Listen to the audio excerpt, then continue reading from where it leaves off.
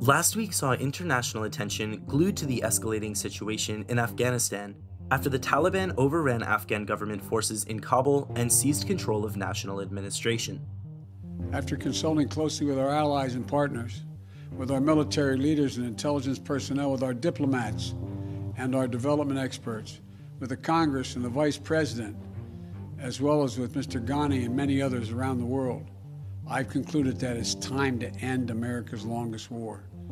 It's time for American troops to come home. Since US President Biden began withdrawing American forces from the nation in early 2021, ending the 20-year-long US-Afghan war, the Taliban have quickly taken the opportunity to seize control of the majority of the country.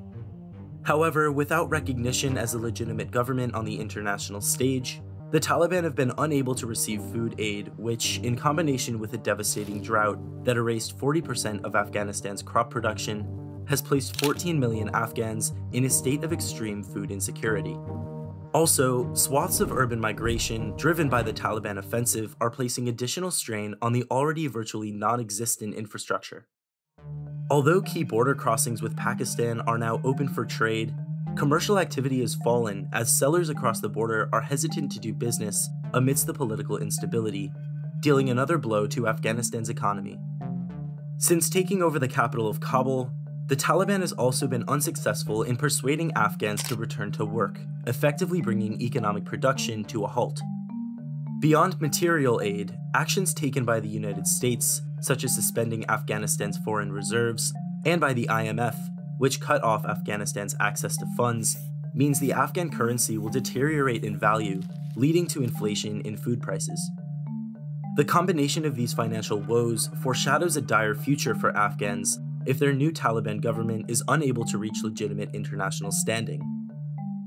What assurances can you give to women and girls that their rights will be protected? The Islamic Emirate is committed to the right of women within the framework of Sharia. Our women have the same rights. They are going to be working shoulder to shoulder with us. We want to assure the international community there will be no discrimination against women, but of course within our religious framework. Along with the impending humanitarian crisis, many fear that the fundamentalist Taliban will begin to enforce ultra-Orthodox interpretations of Sharia law, wiping out 20 years of progress for women's and minority rights in the nation. This has so far ensured that governments and international organizations will exacerbate the crisis by refusing aid deliveries to the new rulers of Afghanistan. As a result, Thursday saw Afghans protesting Taliban rule across the country, with demonstrations being met with violent crackdown from the Taliban, dispersing gatherings of protesters, and instituting 24-hour curfews. Popular resistance has been increasing over the past week and will likely continue as key population centers are chronically deprived of resources. A potential opposition to the Taliban has also been coalescing in the Panjshir Valley, made up of remnants of the ousted Afghan government and the Northern Alliance militia that fought alongside the US in the 2001 invasion. The group is led by former Vice President Amrullah Saleh, who is currently claiming presidential authority after the former President Ashraf Ghani fled the country following the Taliban's takeover of Kabul. Over the past week, the resistance group has already asked for international support and funding to help take back the country.